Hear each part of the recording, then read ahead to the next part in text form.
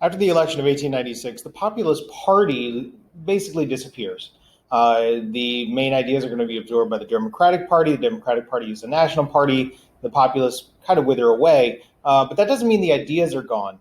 What we're going to see is that it's going to essentially transition into this other concept of progressivism. Now, progressivism, here's the definition. It's a liberal idea, and I don't mean liberal in the way that we mean liberal in the modern era. What it means is this idea that the government can do good things.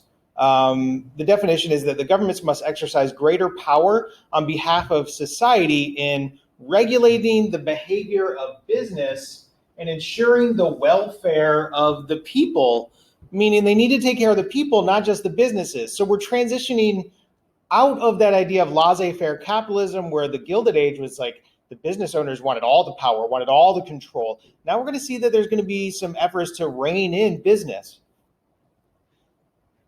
The progressives are going to want to address problems with an active government, right? Government doing things to address the problems of urban areas and industrial growth. Cities are getting bigger. They need to have some help. They're going to try to get rid of political machines. They're going to take a look at the problems of the tenements. They're going to look at industry and the ways that these big monopolies like Rockefeller and Carnegie are damaging the lives of the common person. This is not a Democratic Republican thing. Progressives are going to be bipartisan. Teddy Roosevelt is going to be the first progressive president. He's a Republican. Wilson is a Democrat. He's going to be another one. It's a national movement. It's not just happening in one location like the Midwestern populist farmers. Now, there are going to be hypocrisies and inconsistencies and flaws. Every movement has them. The biggest flaws in the progressive era are the racial and ethnic prejudices. This is a middle class, upper class white movement. It's going to have racial problems, especially the elements of white supremacy that are going to be involved.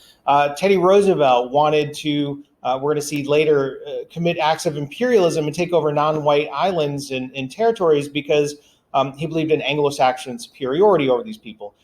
Woodrow Wilson is going to resegregate a federal government that had been on the move towards desegregation.